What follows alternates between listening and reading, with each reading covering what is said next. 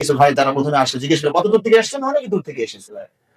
এদের সবের পরিমাণ কত বেশি, আল্লাহ নবী সাল্লাল্লাহু আলাইহি ওয়াসাল্লাম বলেছেন আমি কেন প্রেসক্রিপশন লিখবো, আল্লাহ নবী চেক দিয়ে দিয়েছেন আপনাকে।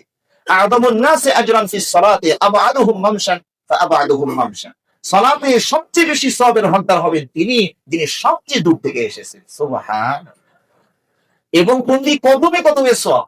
আল্লাহ নবী সাল্লাল্লাহু আলাইহি ওয়াসাল্লাম বলছেন যে সালাতের উদ্দেশ্যে যে ব্যক্তি পা বাড়ায়, একটা পা ফেললেন যে, ফেললেই সঙ্গে সঙ্গে একটা গুনাহ মাপ, একটা পদ মর্যাদা বৃদ্ধি, প্রমোশন। যখন ওই পাতা তুলবেন তখন আবার একটা গুনাহ মাপ, একটা প্রমোশন। তাহলে কি পরিমাণ সওয়াবের ভাগী হয়েছেন আপনি কি চিন্তা করলেন? আমি তো মনে করছি যে সওয়াবটা যদি একটু দৃশ্যমান হতো আর কাঁচা টাকা হতো, তাহলে আপনার ওয়েটের ওজনে তো জমিন দেবে যাওয়ার কথা ছিল। সুবহানাল্লাহি ওয়া বিহামদিহি, সুবহানাল্লাহ। কি পরিমাণ সওয়াবের ভাগী হয়েছে। তাই তো আমি মাঝে মাঝে বলি, মসজিদ কমিটি যদি একটা ঘোষণা দেয় যে ভাই যত দূর থেকে আসবেন, যত কদম, প্রতি কদমে ২ টাকা করে দেওয়া হবে। তাহলে ব্যক্তির কদম কি পরিমাণ বাড়ায়। এক জায়গায় ঘুরতে থাকতো, এখানে আগে ১০টা মেরে নি, তারপরে সামনের দিকে যাবো নি। এই ২ টাকার লোভে আমরা এতগুলো কাজ করতে পারতাম। আর আল্লাহ এত বড় বড় অফার দিয়েছেন, সেদিকে আমাদের কোনো খেয়াল নাই। আল্লাহ আমাদেরকে বোঝার তৌফিক দান করুন।